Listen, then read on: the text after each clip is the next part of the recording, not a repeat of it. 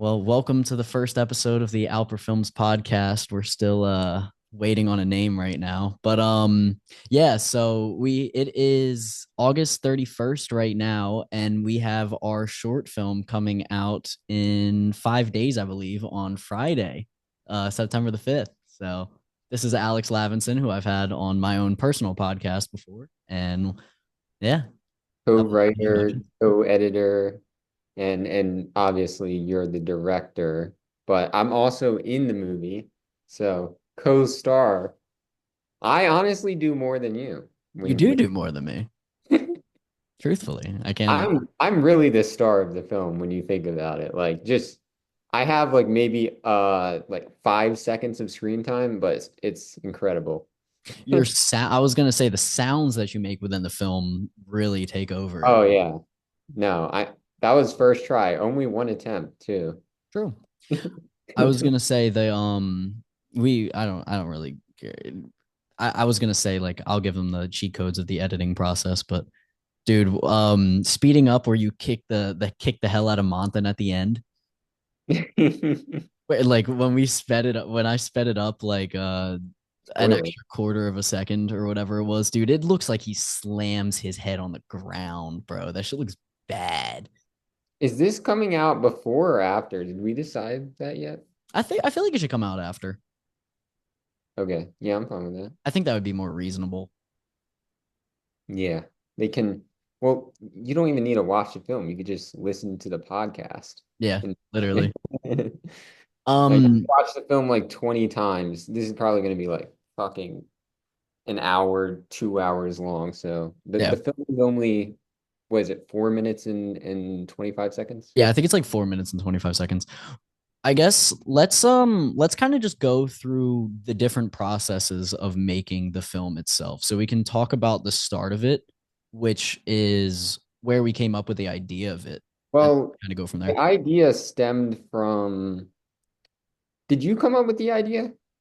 Because I remember it was like it was something pitched to the club, right? Yeah, it was. I think I pitched an idea, and it was I think it was something about I think it started with the idea of like different emotions or something.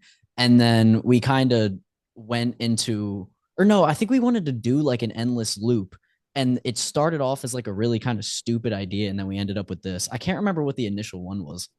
I feel Well, like I if, remember that there was an initial idea in like the group me or something and I remember seeing that and being like it was like which idea do you want to be a part of or something. And I guess I chose that idea. And then you were like, all right, well, let's like workshop this idea. And so we went to Morris Library in the basement and we just like we took this idea and we made it just like something kind of completely different. yeah, Um, and we were just down there for like an hour or two, just like figuring out what the film was going to be about and what like the characters were and then it was originally like the emotions, but we kind of we kind of took it like we still incorporated that, but we kind of took it in a direction where like the emotions like kind of just don't even feel like a part of where the film is at now. Not that like every character is like a fully fleshed out character, but they're definitely not like just supposed to represent emotions. yeah. I think it's more supposed to like represent now just like not different emotions, but it's like different states of being. Because I kind of do like the idea of each person kind of like carrying an emotion. I like the idea of you as anxiety because like if obviously I don't want to like explain everything, but in a very simplified way, it's like you're constantly picking at the door and you're as you're picking at the door, you could consider the main character as being like arrogance, and arrogance just like picks up, finds the key on the clock and just like kicks anxiety out of the way and just breaks through. You know what I'm saying? Like when you think of it that way, it does make sense. And then you kind of have to like categorize the other characters, like who are they supposed to be. So it definitely is like a bigger metaphor at the end of the day. It's just like what you want to kind of make of it. But it was like originally supposed to be like more balanced with the characters, and we definitely made it so that there's like a main character and then like I'm kind of like top supporting, and then there's another character that has more than one scene, then there's just one character who is just briefly shown. So it's definitely not just like a balancing act, which I think works for what we really wanted to do, which was kind of tell like a creepy like um just story about like this main character who it's kind of a character study. I don't think it's like a character study in the traditional sense, but in a short film sense, like he goes through the arc. Yeah.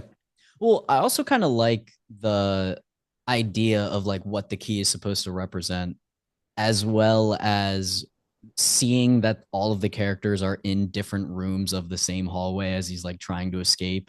And then it's him on the other side of the door. It's like, what the hell does that like, it's just weird. Um, I mean, it's very much an exercise in style too. yeah. Well, that was the goal that we were going for. Like we were just trying to a part of it, obviously, try to make people think, but also you want people to say, what the hell were these guys thinking? So Yeah, hopefully they think that. Hopefully they don't just like pick it apart from the start and this is stupid. This is yeah. like this is some amateur film Yeah. shit. Well, honestly, the one thing that I did, and I have to give credits to my roommate for giving me this idea, was it was originally like colored just regularly, but then we switched the coloring to add like the green kind of orange cinematic sort of style to it. With the new copy that is finalized, and I think it looks a lot less student filmy and actually like legit now. So Yeah, I mean it is a student film, so go of course it easy, is. but I at know. the same time, I hope it's like one of the better student films Mhm. ever, maybe of the last few months, maybe at the very least.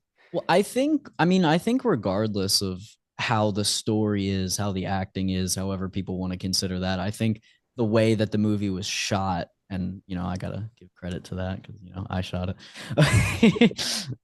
I uh, mean, there's some pretty. I I'll talk about some of the shots that I really like. yeah, no, please. Obviously, there's the shot where it's a one take and you see the same guy behind different doors. It's just it's simple when you know how it was done, but it's really cool. And if you don't like pick up at first how it was done, it's like, damn, like that's some good shit right there. Yeah. Well, it's cool to, it's cool to see like I guess students as we were making this kind of think of something as simple as that, audio cues and that kind of shit to combine it. And I think, it shows obviously like a deeper knowledge of film than just the casual, regular people just putting CapCut shit together and making a film out of it. So clearly we had whatever the word is, like desire for film and love for it to do that in the first place. And also the shot of the clock, which is a little more simplistic, but I just like the way it kind of the clock goes into focus and he like he looks back and then he looks again and it goes back into focus. It's just a really I mean we when we saw that in the editing room, we were like, damn. You're like, oh, like some regular show people doing Like it. relatively simple shot, but like, for us, maybe not so. Yeah. Well, I think once you like, especially the audio cue that, pops in when it comes in, which I fixed, by the way. Um, yeah. So once that pops in, it does look a lot better. One of my favorite shots, as simple as it is you were mentioning it, like the one take, but the shot of him walking through the hallway itself.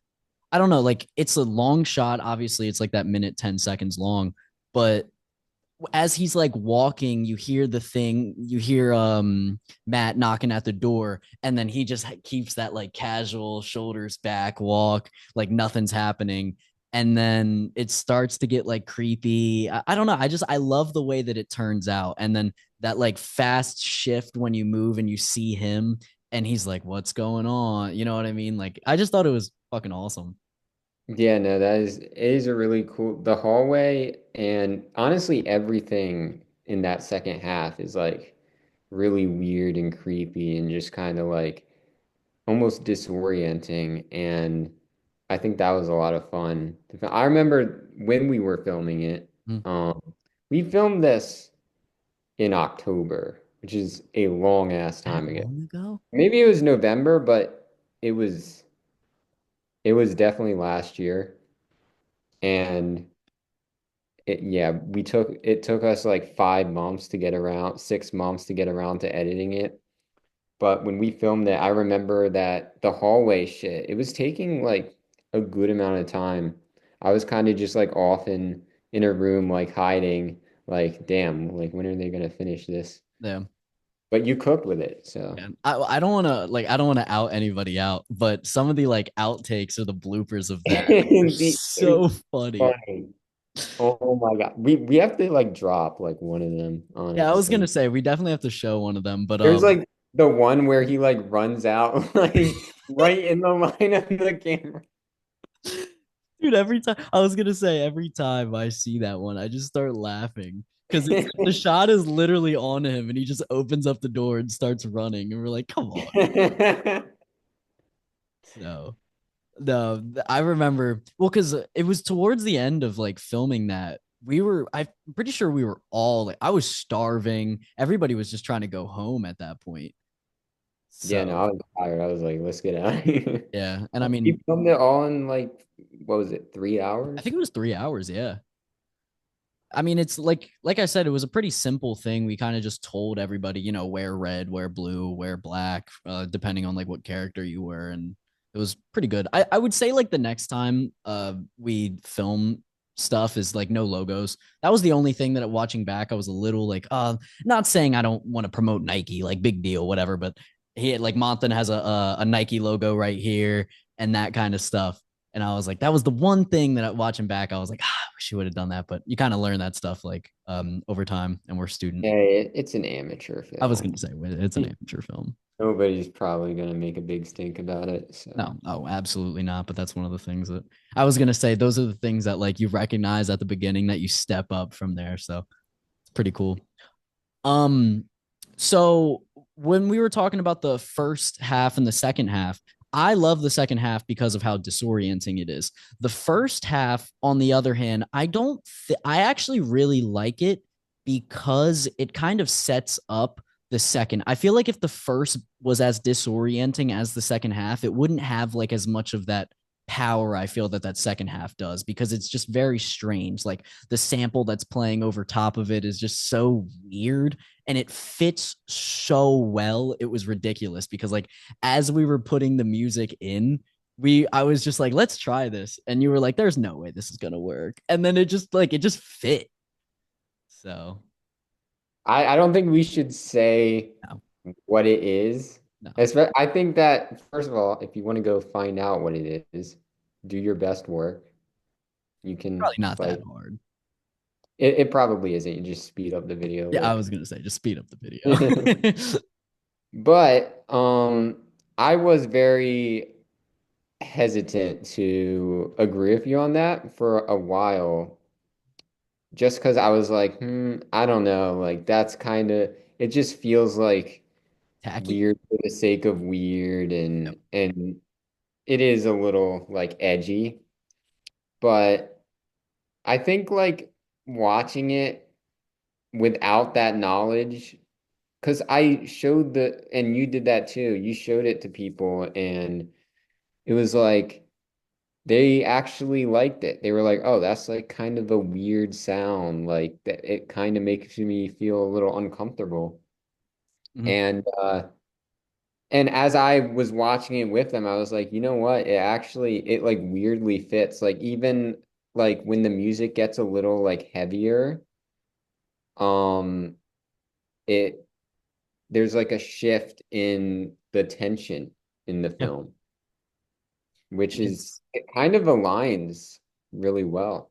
Yeah, I mean, it was just like luck of the draw because we kind of just thought of the idea like edgy, edgy wise. And we're like, bro, what if we put this in here? Oh, well, that was me. Like, No, I know. Well, because I mean, we both went to Wawa, and that was when I was on my like stimmy kick where I was just like, fuck it, I want all the stimulants in the world, which I'm still on that kick right now. But yeah, we just like downed coffee, and I was like, dude, what if we did this? Because like we were all like, ugh, and it just worked. So, you know, yeah. caffeine plug right there. Now we're rolling with it. We're doubling down. I know we are doubling down, and then, Comes obviously, out it's like people like cancel us anyway. I hope they do. I hope they speed it up and are like, dude, what? Dave Blunt sees it. Oh yeah, yeah. Like, I wanted to ask you about that. Yeah. So, like, you filmed Dave Blunt's yesterday. Tell me what happened. Like, what was it like? What was the experience like? So my roommate, we'll keep this in just for the sake of keeping it in. My roommate is a musician, and Dave Blunt and him go back a year to however long. And Dave randomly called up my roommate and asked, was like, yo, do you want to open up my show for me? And of course, Primo, my roommate, is going to be like, yeah, let's do it. So, because I'm a videographer, director, all that stuff, he was like, hey, I want you to film the show. So, because I filmed my roommate, I obviously got to film Dave performing as well. So that combination, I got to film my roommate walking out, and then I got a ton of shots of him. So we're gonna put those together, use that for promotional material for my like production company. But then I also got some like awesome pictures of and videos of like Dave. So it was, yeah, that was a really fun experience. One part, there was a couple parts of it. One that I'll tell you off stream because it's not appropriate. But let's just say somebody got kicked out for a crazy reason, and then yeah. I'll tell. You're gonna you're gonna blue ball the viewers like that? The fuck? Okay, all right. I mean, I guess No, I'll tell you it. don't have to tell if you don't want to. No. I'll happily tell. I'm just trying to think like how PG do we want to keep this interview? Well, I guess it's gonna be I Alper film. I don't know. I already said like fuck like 10 Oh no, times. yeah. Actually, I haven't even said fuck yet. But whatever. All right, we're gonna start saying fuck. Okay. But yeah. So it was crazy. There was a guy holding up a picture on his forehead of a swastika in the crowd. I swear to God, yeah, like in the front row too.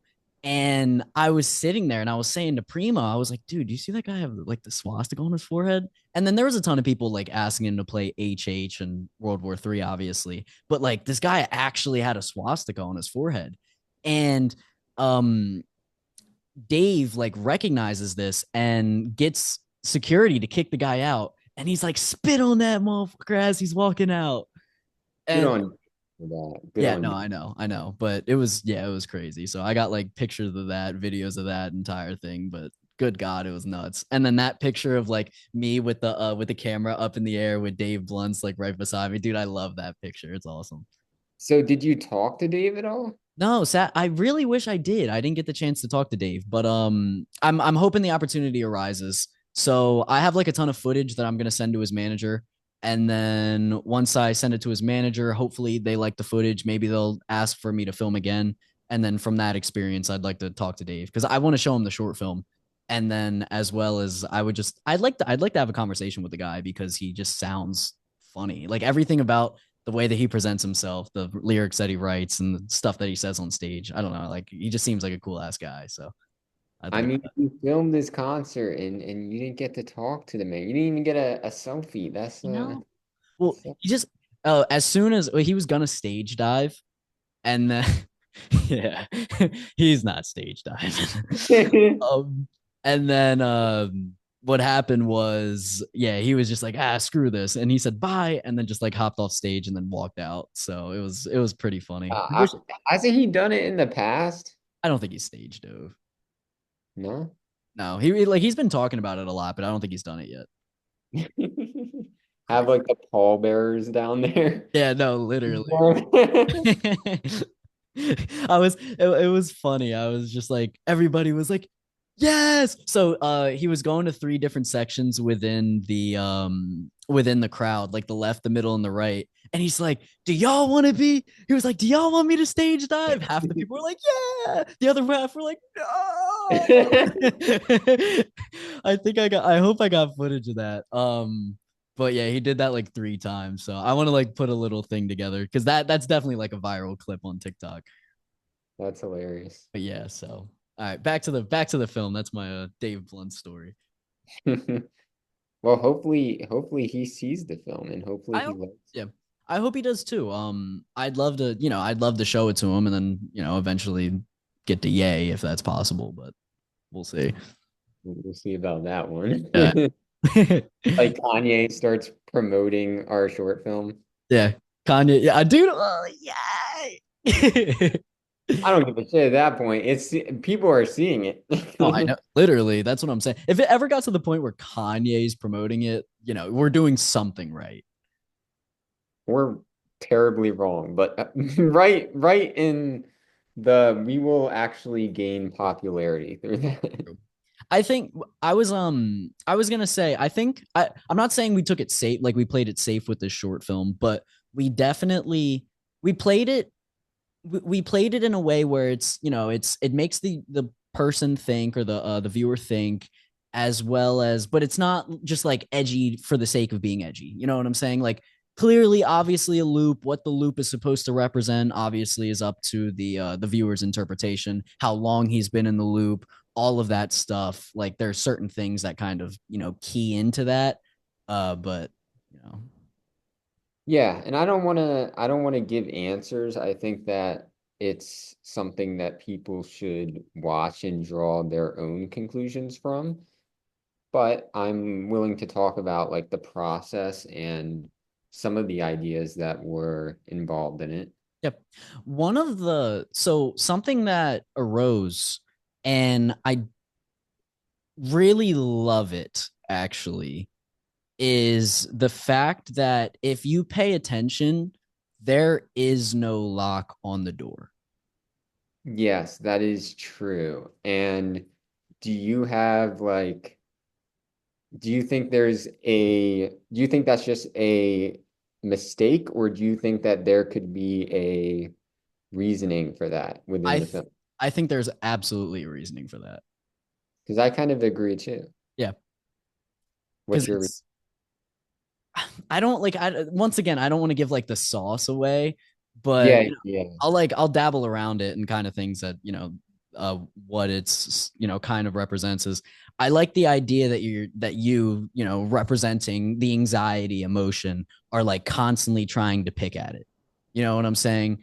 And you're picking at it, trying to use a credit card. You're smacking the door constantly, making a ton of noise. And then nobody else in the room is trying. And then this guy finds a key that he puts in, but he doesn't put the key into anything and just like opens up the door.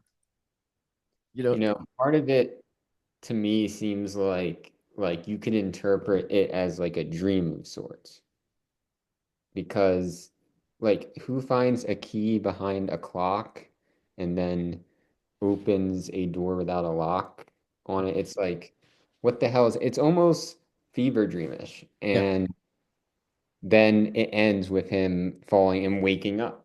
yeah. And then you're like, okay, well, what happens after that? How long has he been within that sequence for? How, And who am I within this yeah. And film? and it's like, why is it you? You know what I mean? And real quick, we could finish talking about that, but just before I forget about that, I like the jump scare too. Because if When I come up from behind. yes, so it does say so it says our meeting will end in 10 minutes. We'll just once it ends, I'll just invite you back to another one and then we'll keep recording from there. Okay, it's kind of weird. I know. I think Zoom is really like money hungry, so what they try to do is they put a limit, but if you buy more minutes or like buy a higher subscription, you could have it for as long as possible. I miss the old Zoom, I the know, old, so do just COVID Zoom. I. Literally. But yeah, so let's finish talking about the like that, and then let's talk about the jump scare as well. But yeah, your character, like, why you? You know what I'm saying? Why is it you that breaks out? Why isn't there any of the other four people or three people that are supposed to be in that room? Why aren't they coming out? Why is it you that's kicking him onto the ground? Why is it you that's looking at him at the end? I think that's one of like the big mysteries of the short film that people will look at and be like, okay, this character has some level of importance within the short film, but what is that level of importance? Like, is he holding him captive? Like, is he somehow outside of this and he just like breaks rules within the short film? Or is he just smiling because he's fucking weird? Like, what Yeah. is, I think that there's a lot of conclusions you can draw from it, but yeah, I don't know. What do you think? I think from like it's interesting because when you think of it from not necessarily a basic perspective, but it's the guy when you just kind of simplify it for a second and you just say, all right, this guy kicked him out of the way. Now he kicked at him. He woke up and now the dude's staring at him. It's like a payback. That's kind of like as simple as possible. When you Yeah, really do that, it almost just seems like a payback. because he kicks him out of the way originally, and then he comes back and does the same thing, Yes. which I think that is probably the most likely explanation that can be drawn from it. But Yes. I also like to think about the fact that he could be holding him captive Yeah. to some degree. Because, and once again, we're not like confirming anything or denying anything because I think it's very much a how do you see it type of Mm. thing. And our answers are only like our interpretations or what we think people can draw from it. Um, but I like the idea that he is actually in charge of the situation and he is because the smile at the end kind of makes you feel like, oh, like this character is more than just the anxious fuck trying to escape. Maybe he's at the door because he actually is trying to prevent people from escaping. Yeah. And I mean, I think when you also combine that with him being on the other side, like Monthan, like the main character itself, being on the other side of the door, dangling it in front of him, it's like you almost can think that your character is almost like mind fucking him. You know what I'm saying? Like, in what sense? Because the whole thing about when you put it that way is like anxiety, who you as simplified as representing, anxiety wants control, right? And then the main character being what you know what I'm saying, trying to break out, and then him on the other side stopping it. It's like anxiety at the end of the day can be controlling everything. And it's like it's it's eerie, it's creepy. That's a very interesting read. And but you also bring up the fact that Monthan is on the other side of the door, and that's also an interesting kind of how do you make of that type of shot? Because it's Yeah. like it's very much fever dreamish, seeing yourself on the other side of the door, which is almost mirroring when he is dangling the key Oh, in front of everybody else, yeah. but then he dangles it in front of himself. I think that's a really cool like callback and end to what is, I guess, the second act of the film, basically. Yes, I would say also like another interpretation would be if if Monthan is on the other side holding up the key, and then this like Monthan is going out and he sees. like multiple versions of what's happening in the room that he woke up in, what is going on that other side of the door as well with the key? Like, what led that Monthan to get to that point where it's on the other side that's locking that version and that world onto that side of the hallway? And it's like, ugh, like it's eerie when you like, ugh. Imagine it's a constant like chain of Monthan breaking out and being arrogant and dangling the key, and then he has to break out another door, and there's another Monthan dangling a key there. So it's like it's pretty interesting. And also the fact that he wakes up back in the classroom, it's like, was he dangling the key in front of himself that whole time? Did he really break out? Who knows? Yeah, it's cool. That's what's so cool about it, in my opinion, is it's there is so much that is like up to interpretation. And And I'd really like to see the type of conclusions that people draw from it because I feel like there's things that we haven't even thought of that people could think of. mm, and it's I don't know, just like throwing some random spaghetti at the wall, but it's like, is the main character actually in control? And it's like him playing like a fucking trick on himself or something, you know? Like, I don't know. I'm just thinking of random stuff, but Yeah. just for the sake of it, which I think, I really think whatever kind of emotion and like relationship that you have with yourself represents what you think that means. Because I think that at different times that when I, especially when I watch it, I think different things when So I like like really your watch. the emotion that you're experiencing when you're watching it.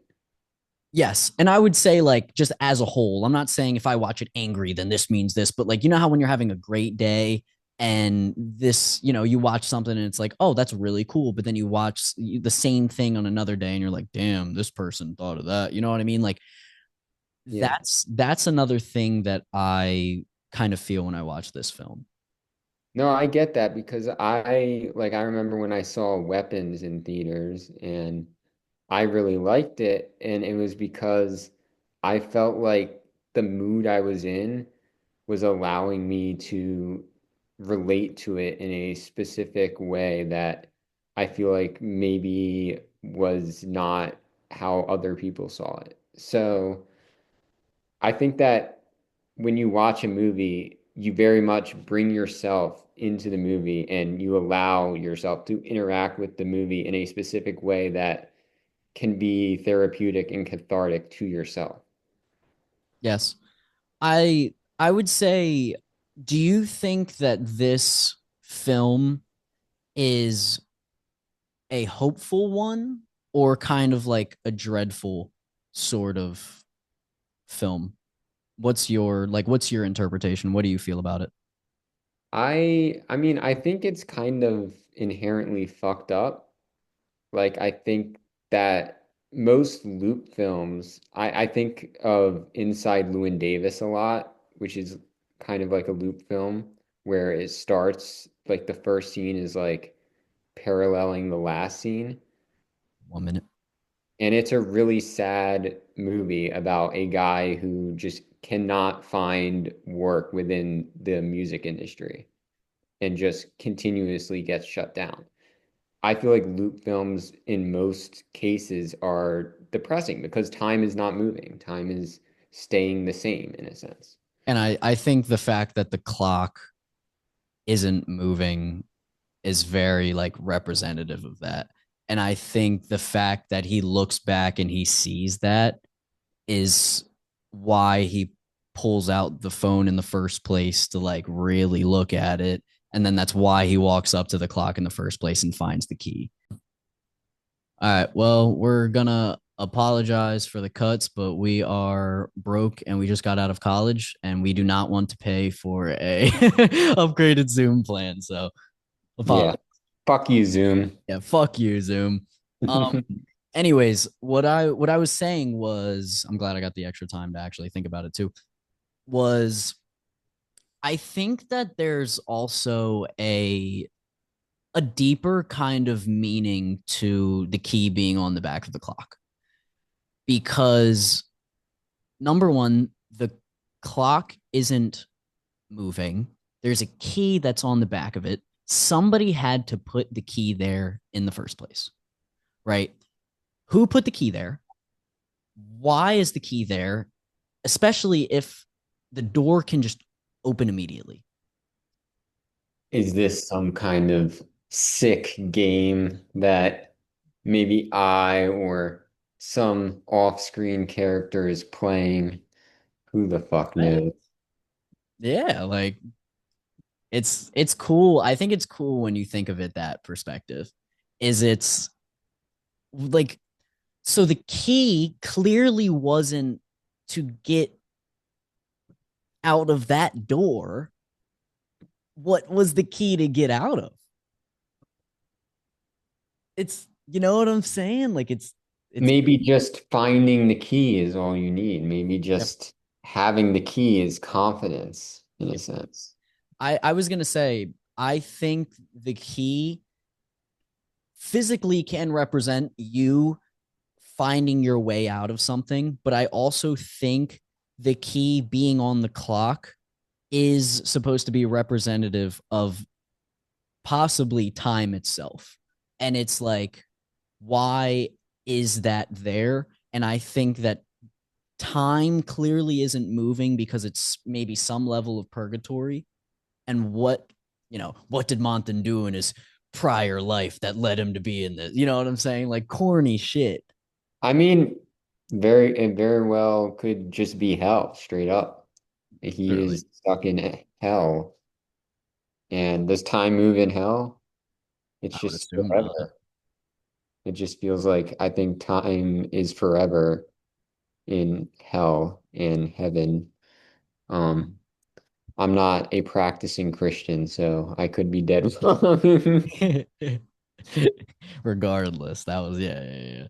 I don't know. I think about it and I really like the idea of the clock. The more I watch the film, the more I like him walking up to it. He slowly looks at it. And I also think it's kind of cool as I'm watching back on the film to like realize that as soon as he wakes up, he looks, it's not like it restarts. You know what I'm saying? It's not like the entire film restarts, which I think that would be a different, that would be like a different ending as well. But we decide to directly show the audience that you're looking at him in that aspect because it'd be different if he just woke up and the film began again and the lock and the key was on there. You know what I'm saying? Like, I think that's supposed to, represent that the answer is directly in front of him. And I'm not giving any answers on what that answer is, but I think that there's a reason why that it's you and not you know what Yeah. I mean? Yeah, no, I agree with that. And I think the clock is really such an essential part of the film too. And it was one of the first ideas that I remember when we were in the library. I don't know if I just thought of it or if I looked at the clock and I was like, Mm. like that would be interesting. And I remember going over to the clock and like I think I took it off and I was like, what if we did something here? Like he sees the clock is not moving and there's something behind the clock. And I think it's such a cool concept because it directly relates to time and the stoppage of time. And there's a lot of different conclusions you can draw from that. Mm. I think everything, and I like that there's obviously like the stuff that's cut and dry within the film, but I like that a majority of the story is pretty open ended. It's like, why? Yeah. No, that's my favorite type of like as a filmmaker or an aspiring filmmaker, I want to make shit that people that doesn't answer things for people that people can draw their own answers from. Like that's especially in a short film. I mean, this film has no dialogue. Mhm. Like That was a that's stylistic choice. pretty sick. Yeah. And that it leaves you, there's no explanation for anything that happens. You just have to draw the conclusions yourself. And I think that, especially in a short film format, is very effective. Yeah. Well, I mean, like I was saying, that was a stylistic choice to not have dialogue. Like I remember I wrote the script with dialogue and you yourself were like, actually, I think this would be a lot more effective if there was no dialogue. So like you let the characters' actions speak for themselves. Well, yeah, and I remember that you like gave me the script and the dialogue was like, "Hey, like, what are you doing over there?" Mhm. It's like, they don't need to be saying that because it's like it's just so it would take me out personally if they were saying that because that's just not how people talk in general. Like Yep. people don't say things just for the sake of saying things in a setting like this. Yep. And it's cool. I like the idea that it's like a classroom too, Yeah. because No, you I can think draw conclusions from that. yeah, I think there's like a lot of things that you can kind of draw from that too. Because is it like an endless thing of detention? I think, well, the original That's what it was. was the tension. That's what it was. Yep. And it, in a sense, like the tension is similar to like purgatory, I guess, Hmm.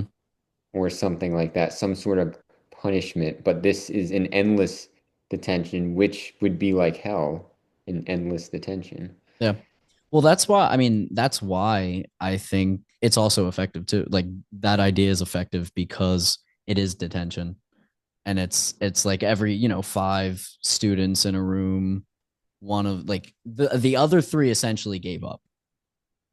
Whatever that is, there's a reason you're at the door, and then Kyron's in the back, like playing with his hair, playing on his phone, and then the other two guys are just trying to pass time, but time shown by the clock doesn't exist. Yeah. Or is that just how Monthan sees it? Is he actually in detention and everybody else is just very normal about it? And he's like, I need to get out of here. And then he wakes up because maybe it's a dream Mhm. and he's still there because maybe he wants the time to pass and he doesn't have anything to do to pass the time. So the time affects him more than the other people. I don't know. I Yep. think a lot of different things you could draw from it. Mhm. I like the idea that the two Colton and Matt were both playing like rock paper scissors too. It's just it's like a childish kind of game Yeah. because we initially had the paper, what was it, paper airplane, or no, paper football. Oh, paper football. Yeah, Yeah, that was originally what they were gonna do.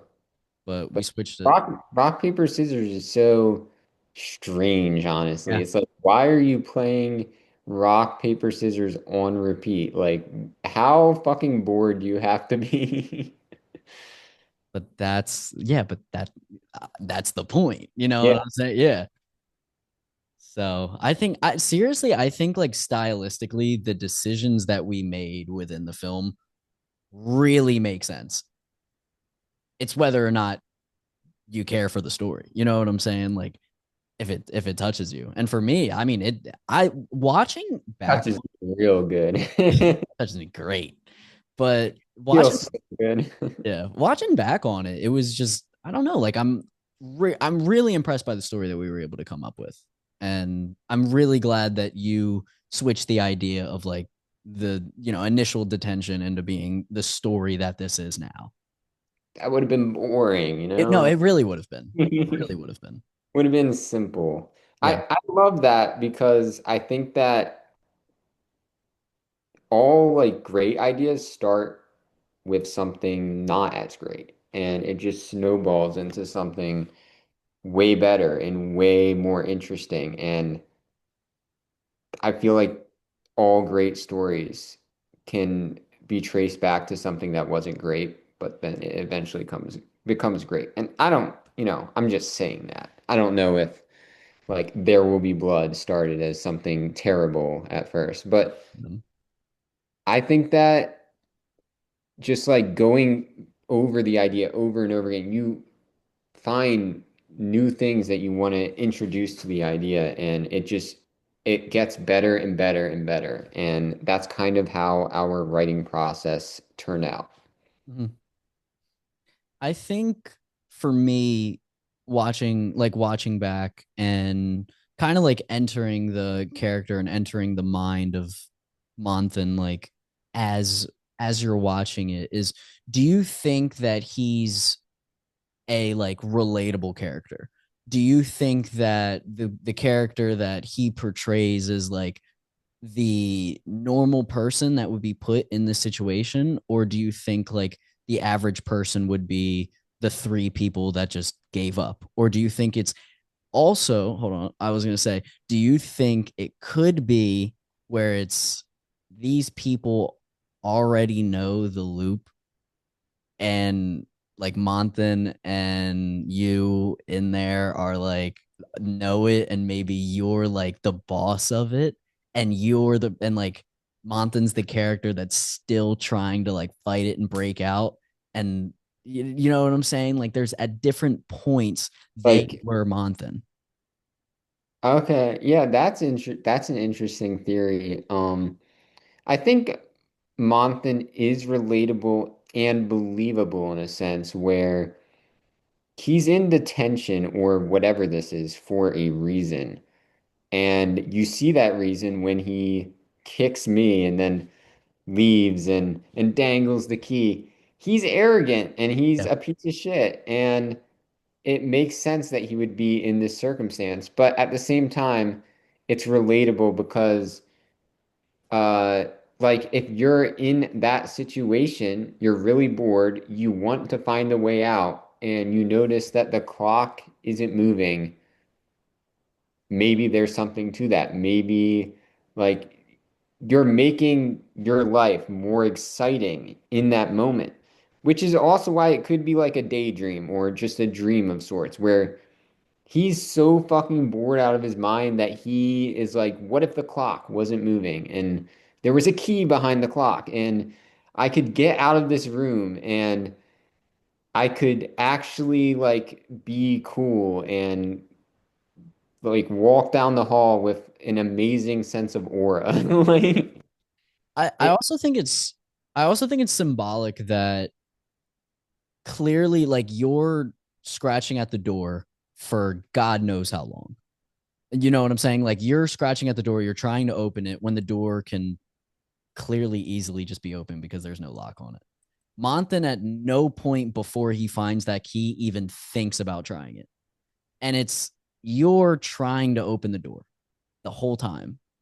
Are you like, you know what I'm thinking? Like you could even think of the possibility like you're just faking it in order to try to like play with him in order to like do it. So you could, there is a possibility that like one of the interpretations that you're just this evil mastermind I behind like that one. I like that interpretation. it. But no, seriously, like that's what I like so much about this film is there's so many things of why are these people doing what they're doing? And it's so simple that it's almost like there's so many different things. You don't understand what I'm saying? And I think because the film is so isolated in the fact that there is no dialogue and there are just shots put together and focused on one character within each shot, that you can analyze every shot and it draws more attention to those shots that are shorter and less noticeably weird and off-putting, like the rock, paper, scissors shot. It's like, what does this mean? Like, you can really dive into every shot and have that same attitude and that same questioning. Yep. And I mean, I think we should talk about the jump scare a little bit because I think we haven't talked about that. So the one where I come out No. and no, the one with the sound cue. Yes, So with the sound cue where that's a strange one. it's a weird one. It's a really weird one. And the sound cue is frightening. It's a scary one, dude.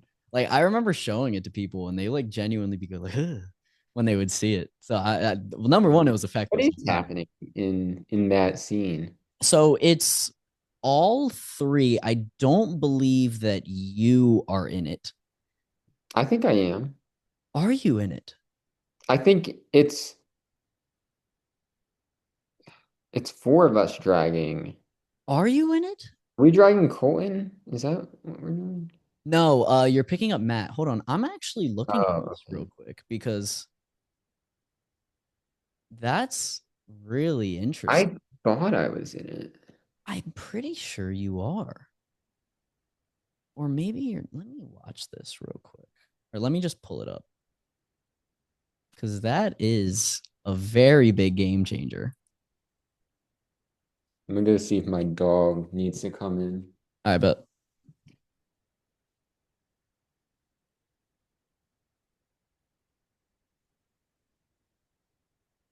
you are.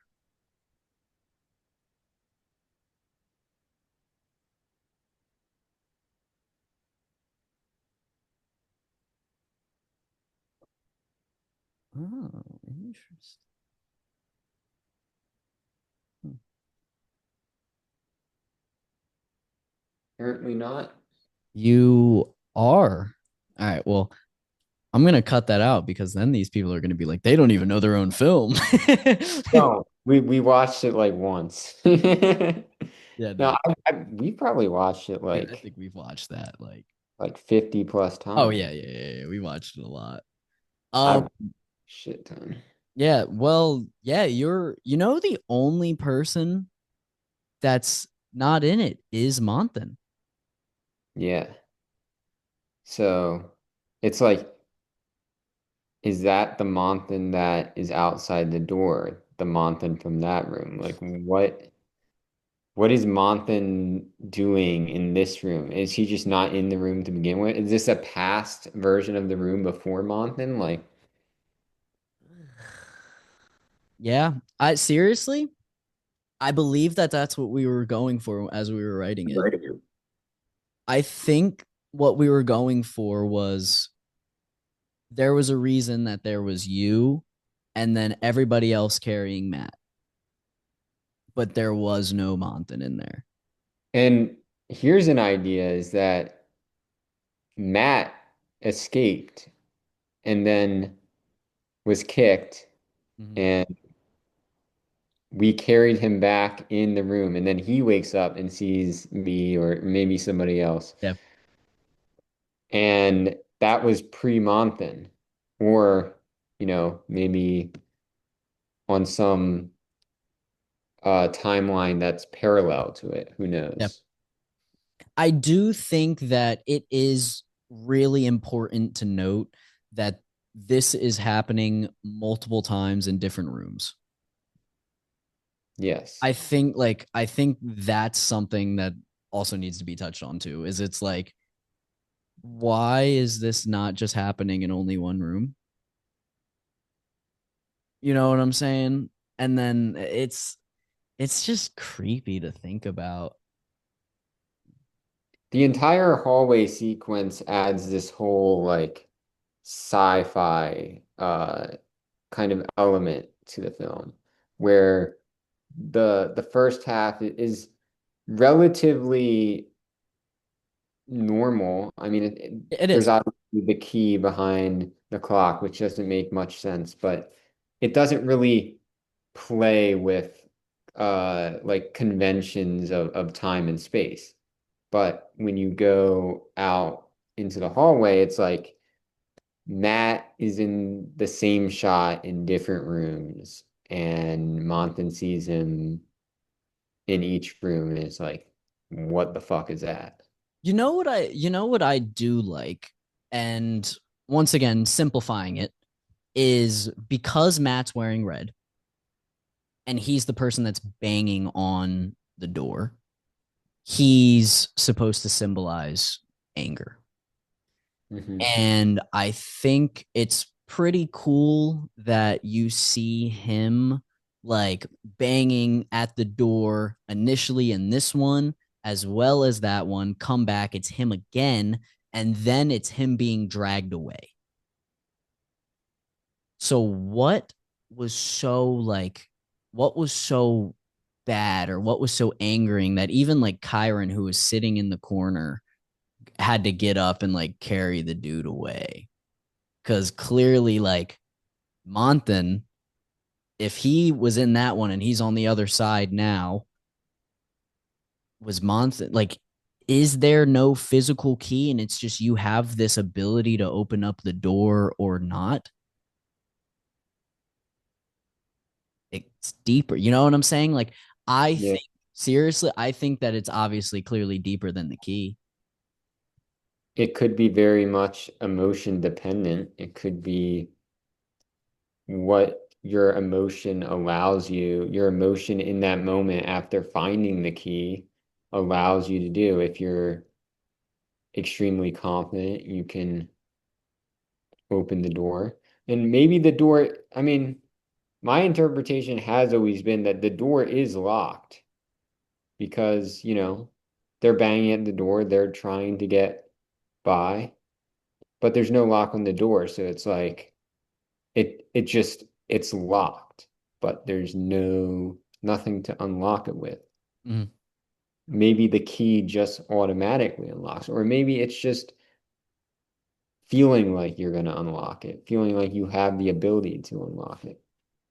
And I like that interpretation of the fact that it's like emotionally dependent because anger you can break through shit, but it's, you continue to act a certain way and then you get mad, you start banging at doors and then you're getting fucking dragged away. So I get it, as simple as you can explain it. But I don't know. I think there's a lot to like sort of think about without, really giving the story away. Just if you're watching this, watch the film and you know what, maybe like comment like what you think something is, like Mhm. just an interpretation.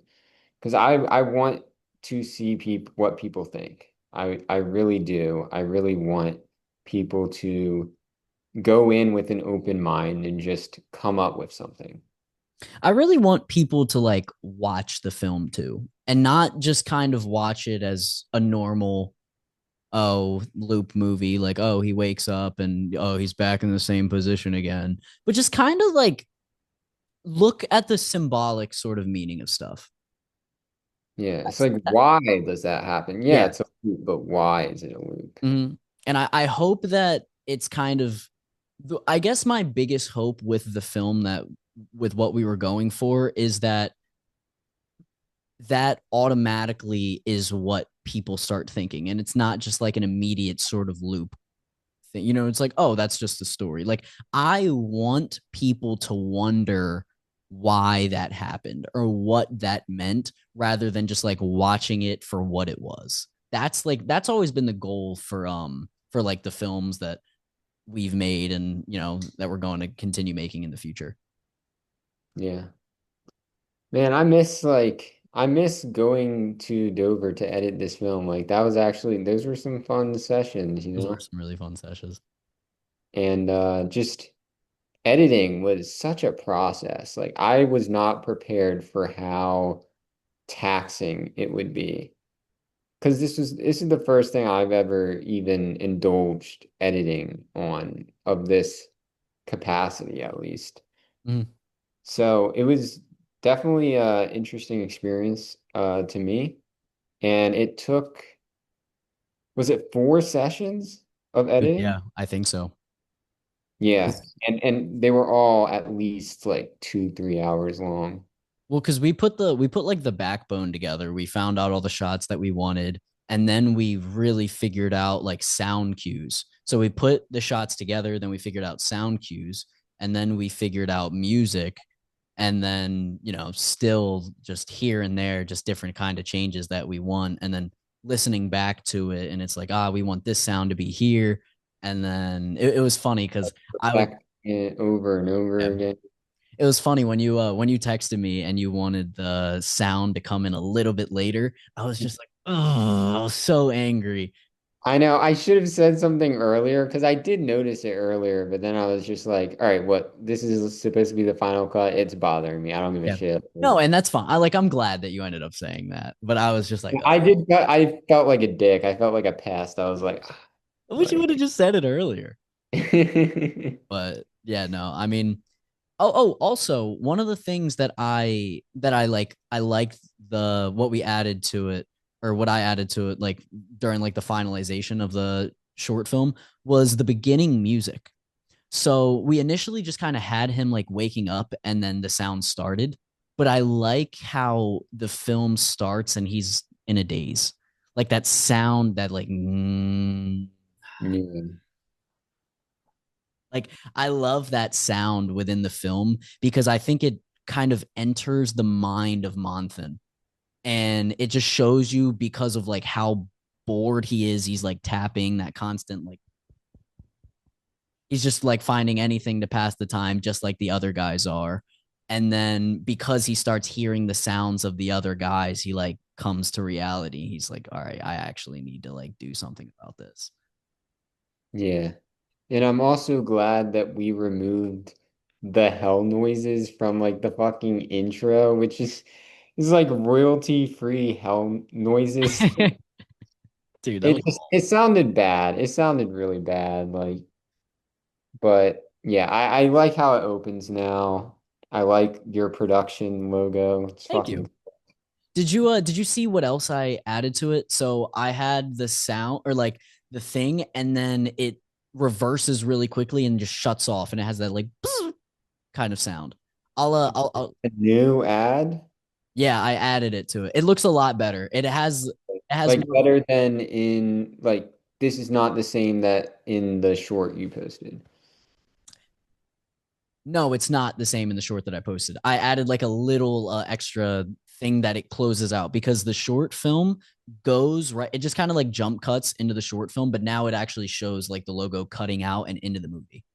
I like that because I did think that the logo was like too short. Like I thought that it should be like slightly longer before the film starts. Okay. Well, I actually might have to do that longer then. So, well, I was gonna say I think most production companies are like 7 minutes, or no, excuse me, 7 seconds. Where it's like I'm pretty sure A24 is Neons is all like 7 seconds. So So what's yours right now? I think mine's at 5. I do need to add 2 more seconds to it. You can just like let it rest Yeah, on it. I'll just let it rest for a little bit, and then I'll keep the that like cut. But yeah, dude, the sound for the production logo, or for the production start, was really creative with what I did. I went into a phone with like a voice memo, and I just went, and then I went, and it actually turned out like really good. You could do a lot of stuff with your voice.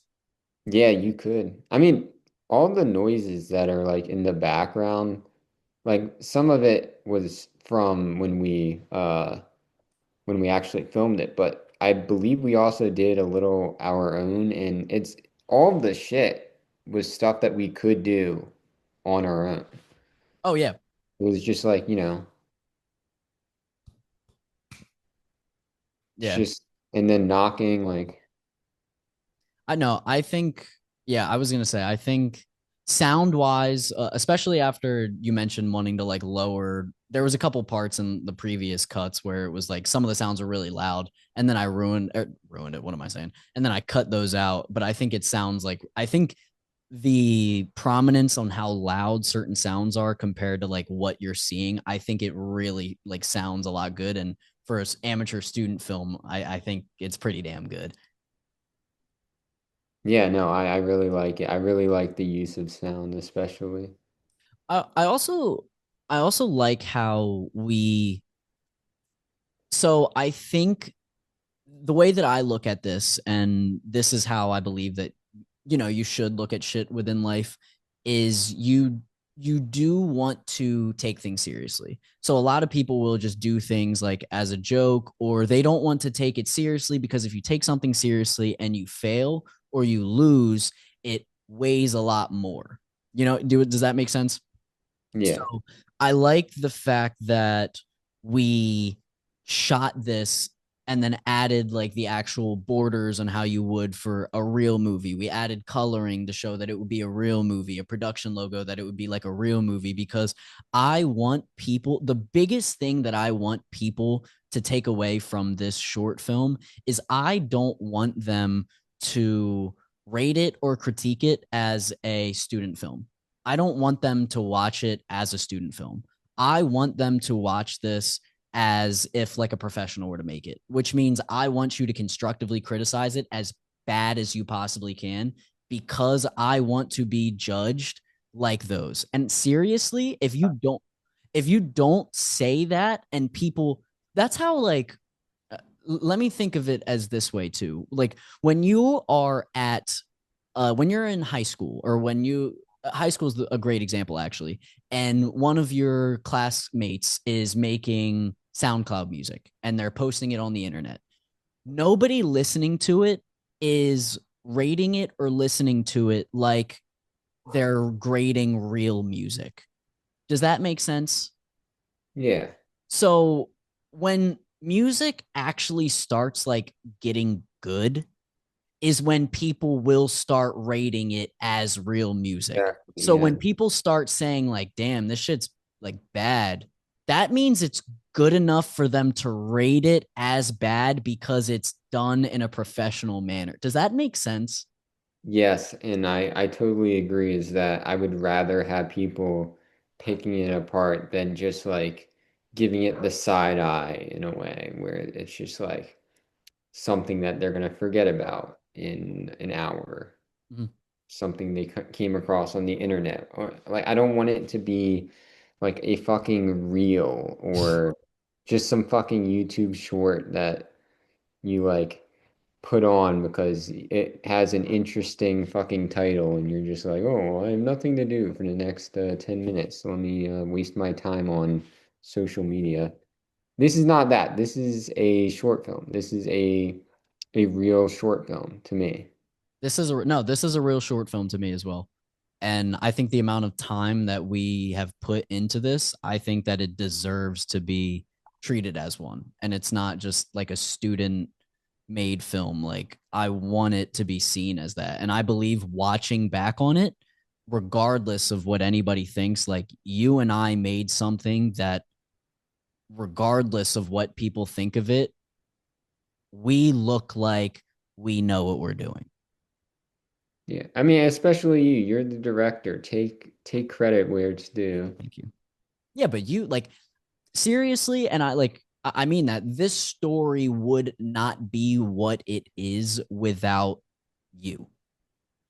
So obviously, I want you to take responsibility. Yeah, like I did the editing, I did this, whatever, you know what I'm saying. But like this story would not have came about if it were not for you. So please take responsibility for Thank you. Making this a whole ass glaze fest over here, but it. I don't know. I like glaze, glazing. I Yo, like glazing you. I like glazing you. But I'm trying to think. We got 5 minutes left. I mean, I'll start another 40. I don't mind that.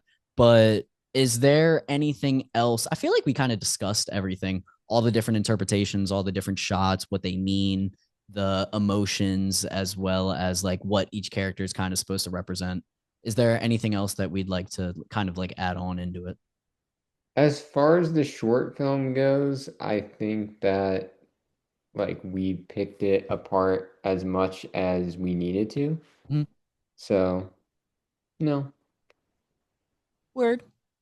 So we are, what's the word?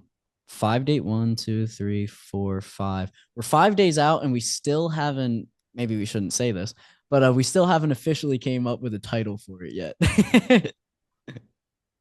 Well, we have like We have. three that are like one of them is probably gonna be it, Yeah. right?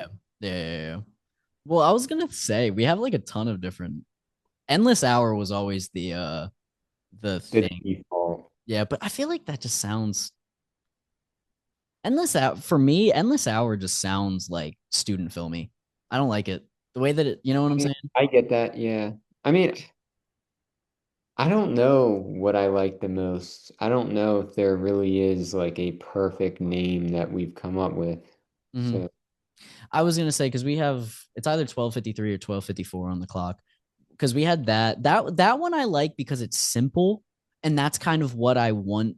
That like that's what I was imagining for this was a sort of simple name.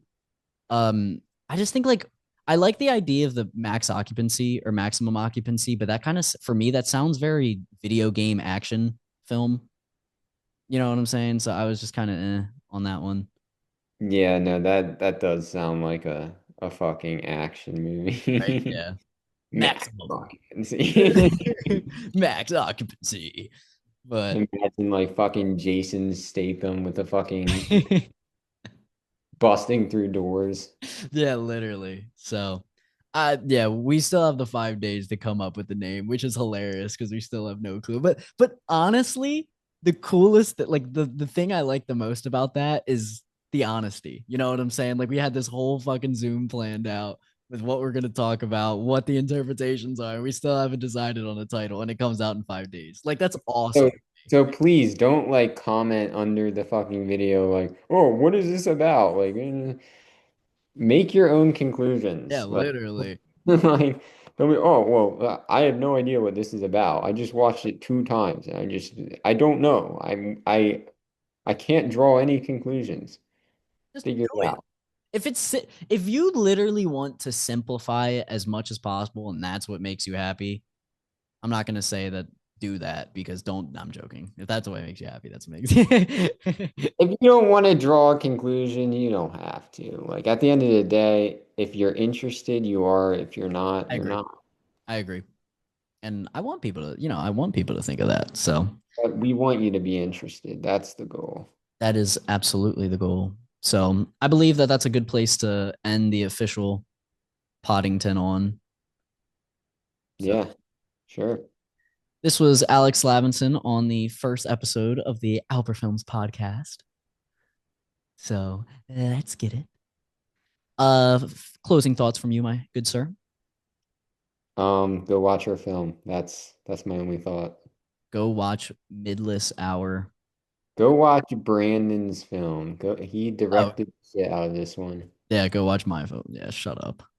I have a cool moment of fame in it, but that's about it. You Eh, you literally came up with okay. I came up with like the frame. I don't know what the word would be. Like you made the story what it was. Yeah, but you also wrote the screenplay. I'm a co-writer and a co-editor, and you know, my editing skills aren't yours for sure. Yeah, whatever. But thank you. Don't let him glaze this man, because the story would not be what it was. So thank you guys for everything. I believe it's gonna end in like 5 seconds. So I will invite you back and then we'll do some final drafts for it. But for the time being, first episode. Bye bye.